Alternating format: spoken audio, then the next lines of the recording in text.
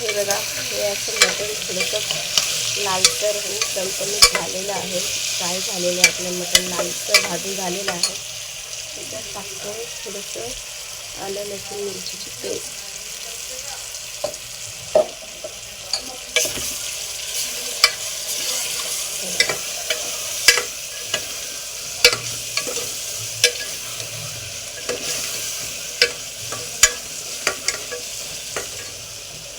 Colour किती छान आलेला आहे. चला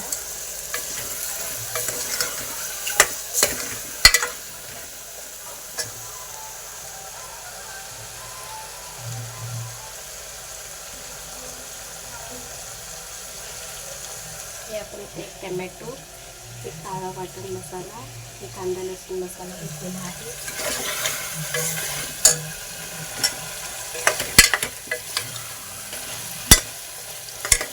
भन्नाट आणि एकच नंबर बनतं हे मटण. असं बघून तोंडाला पाणी सुटेल की तुम्ही परत ती बनवूनच खाल्लं घरातलं. एकच नंबर लागतं चवीलाही.